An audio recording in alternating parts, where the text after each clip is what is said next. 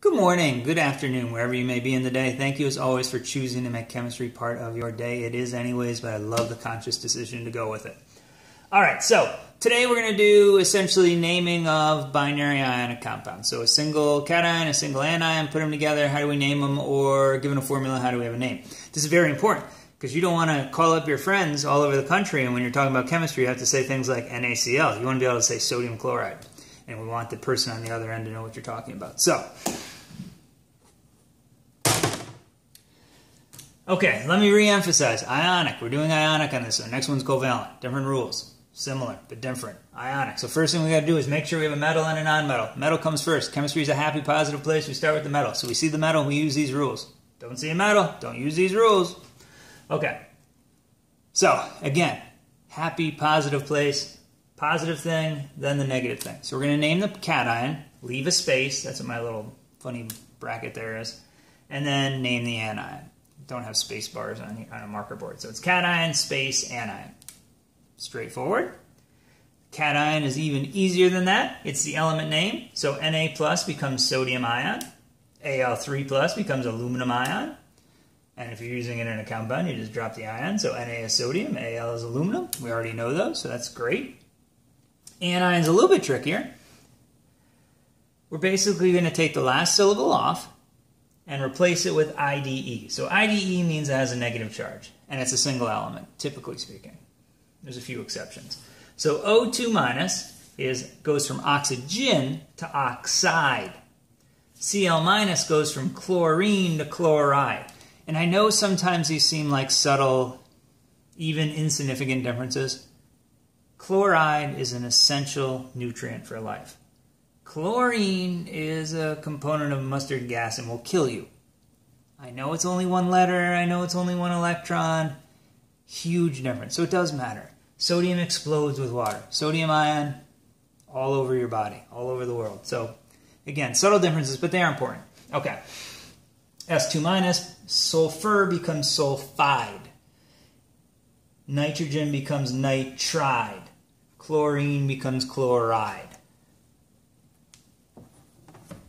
Polyatomic ions are the names we have already memorized. Please note the past tense. Good job. I'm glad you memorized them. Good job. Keep up the good work. Keep going through those flashcards. And let's go back to those transition metals. You may remember a video where I said there be dragons and let's skip it. Well, we got to go back and take a look now.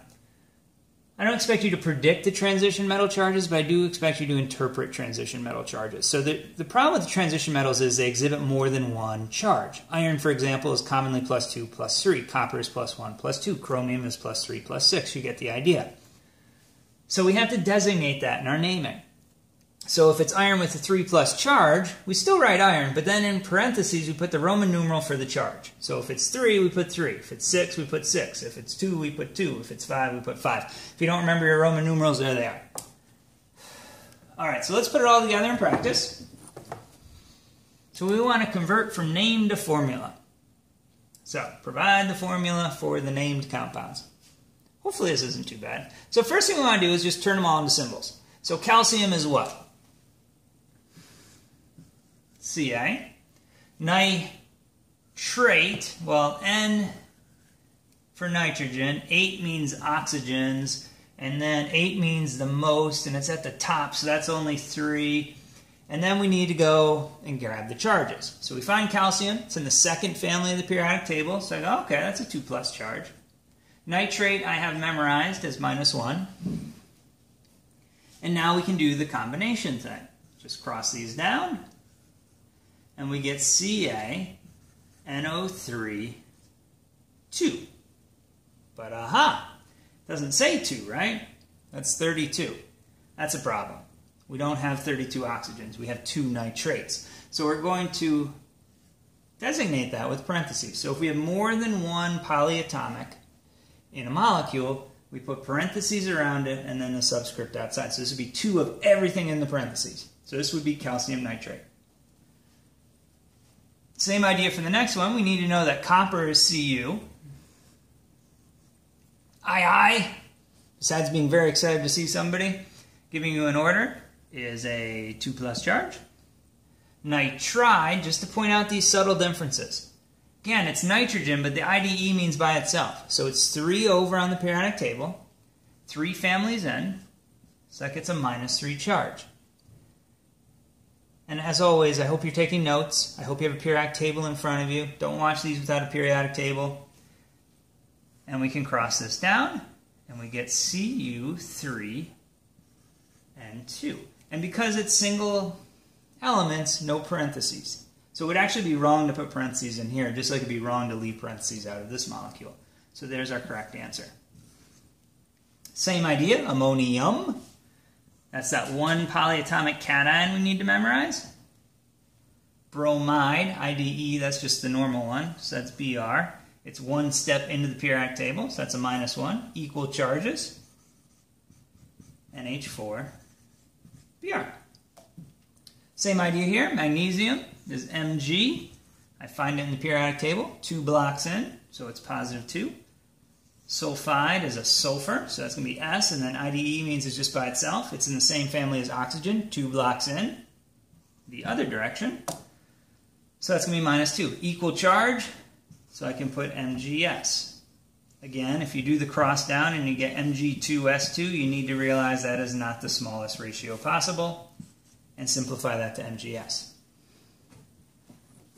Moving right along, if we can go name, do, formula, we should be able to go the other way, formula to name. This is actually a little bit harder, I think, because you have to worry about charges and figuring those out. So, a couple things going on here. We got multiple pieces. How do I know what's the anion? How do I know that's cation? How do I know there's only one? Well, only one of each. Well, A, I promise you there'll only be one of each, and I really try not to be a liar. And mostly that's how things are put together anyways. So,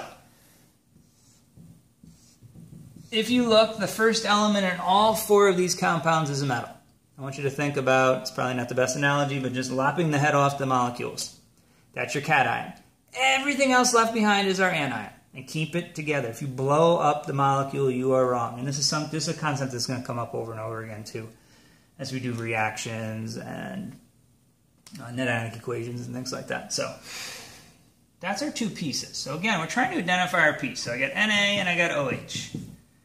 Now, is this an Mg3 chunk, or is it 3 Mgs? And this is, again, admittedly something that causes confusion. If there's only one element in front, that's how many you have. So it's really 3 Mgs. So that's just Mg. And likewise, there's only one element in front of the 2, so that's really 2 of them. It's not a whole polyatomic thing. This is easy. I got Ni, and I got O. And then down here, again, there's only one capital letter in front of the number, so that's how many I have. Now here, it's a little bit tricky in that we get 2 capital letters in front of this number, but it's great because they put parentheses around it, and our ion is always what's inside the parentheses, so we just write what's inside the parentheses. We've now done half of the battle. The other half is the charges. Sodium is in the first family, +1. Hydroxide we have memorized is -1. Or you could realize oxygen is -2, hydrogen is +1, and put it together. Or realize it balances from sodium. All of those are good ways to get there. Magnesium, second family, +2. Nitrogen, again, we go to the periodic table. It's 1, 2, 3 in. So it's -3. And remember, as you're at the periodic table, I know I'm not showing this. It's +1, +2, skip the D block, 3, or transition metals, 3, 4, -3, -2, -1, and then 0 for the noble gases, which you don't have to worry about. So it's just 1, 2, skip, 3, 4, -3, -2, -1, 0. Nickel is in the middle of that skip, so I'm going to put a question mark there. Oxygen, it's in the 2- family.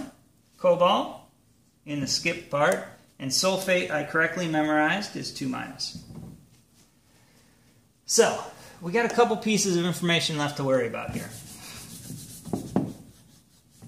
Let's do the easy ones. So we can name this. Na+ is sodium. Leave a space. OH- we've memorized as hydroxide. And we're done. Mg is magnesium. A single element with a negative charge is its name with the IDE. So it's going to be nitride. We're going to have to come back to this, but it's going to be nickel with some charge, oxide, and then this is going to be cobalt with some charge sulfate. Okay, so how do I figure out the sum charges part? Alright. Let me get rid of this. You can always go back and pause if you didn't get that down yet. And we can the charge of the entire thing has to be the sum of its parts. We can't destroy or create matter or energy or charges. So if we know that the charge in this whole thing is what? What do we see inside my little dot set? We see nothing, so the charge is nothing. Well, what's it made out of? It's made out of one nickel atom and one oxygen atom. So, total charge is 0, nickel I have no idea what it is, oxygen I know is -2. Well, this gets to be pretty easy math. X minus 2 equals 0. Nickel is +2. So we put an II in there, and we're done. So it's nickel 2 oxide. Same idea here at the bottom, except the math's 2% harder. Same general principle. The sum of the charges has to equal the total. So what's this made out of? Well, it's made out of 2 cobalts. And then you could break it down and say 3 sulfurs and 12 oxygens, but that's not going to be helpful for what we're trying to do. It's made out of 3 sulfates. So the question is, what's your cation, what's your anion, how many do you have of it? So this simplifies to 0 equals 2. If you want to call that X, that's fine. I'm going to leave cobalt. Plus 3. And then sulfate, we have to have memorized as -2 or it's impossible to do this problem. So now we get 0 equals 2 cobalts minus 6. 6 equals 2 cobalts. Divide both sides by 2. And notice how even though I'm quite good at algebra, I showed my steps. That way I avoid making silly mistakes as I go through it. So this would be cobalt 3. So I put I. And this is cobalt 3 sulfate. And there you go. Now you know how to name ionic compounds. And as they say in G.I. Joe, knowing is half the battle. Have a wonderful day.